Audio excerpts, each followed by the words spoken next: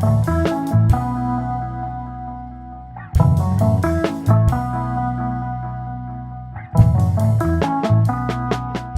of my principal, what really set me down this path as I got older. So I was like 11 when 9/11 happened, or 10 or something like that.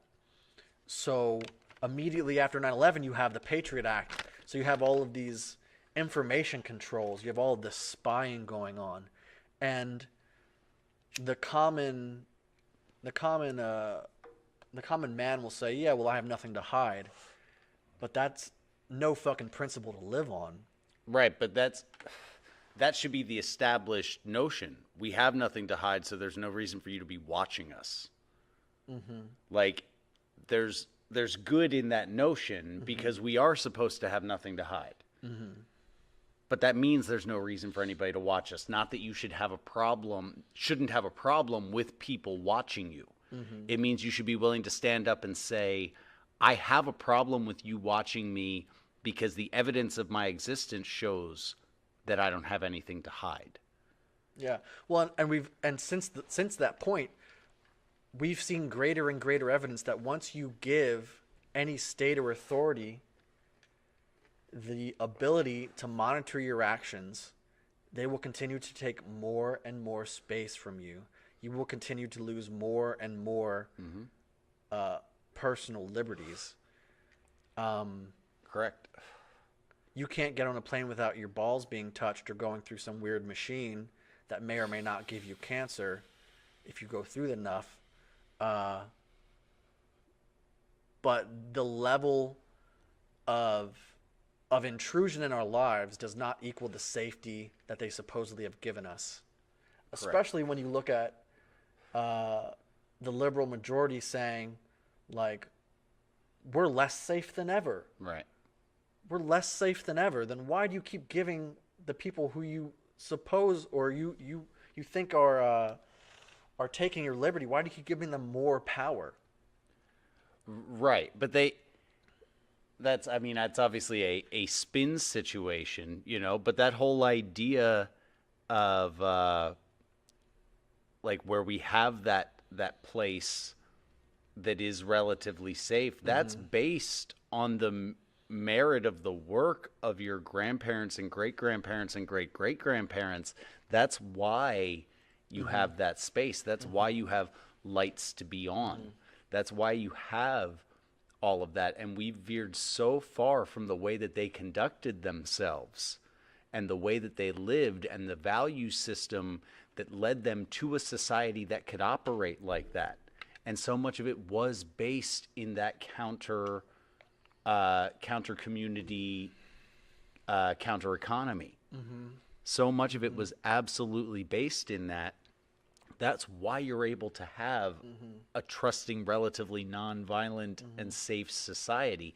And we're trying to do none of those, but somehow say that doing none of those things that they all did for forever to be able to provide that is still supposed to provide that.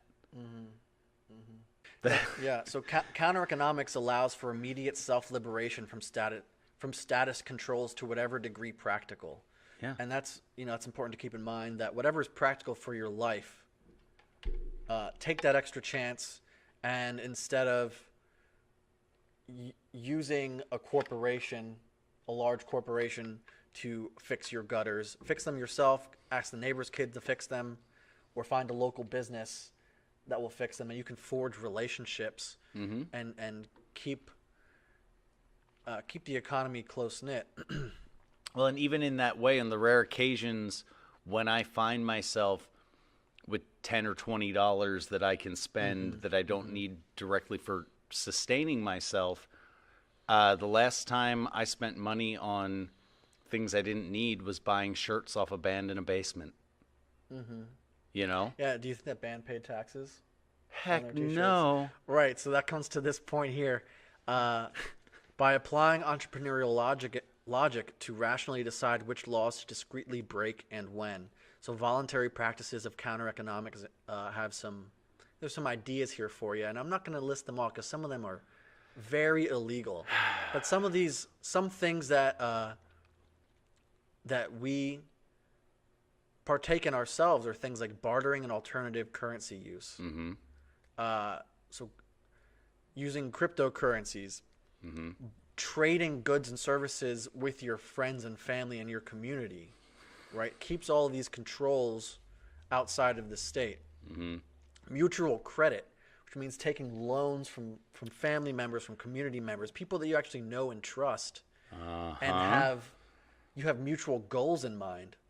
Now, I'll say that I will and do pay taxes. Yeah. I don't like where my taxes go, but the threat of tax evasion isn't worth it. But the principle remains the same.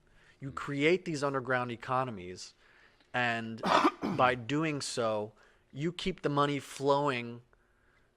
You spend your money on what you want to see it go to rather than what someone else has determined it's going to. Right. And with your cognitive liberty, you can enlighten other people through this, and they can gain their own liberties. And then this idea can spread. More people will be making podcasts. More people will be utilizing old warehouse space in their cities to create whatever the fuck they want to create. Whether it's an indoor hydroponic garden or something like this that's a media content creation hub, you know, it will happen more, and it's the idea that the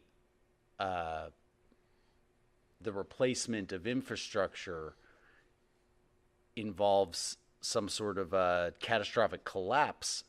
I don't think that those two things are actually exclusive to each other. If you build an alternative infrastructure that functions as it should, there is no collapse. The obsolescence of the old system doesn't come to a screeching halt and fall down on you. It simply phases out like other obsolescences.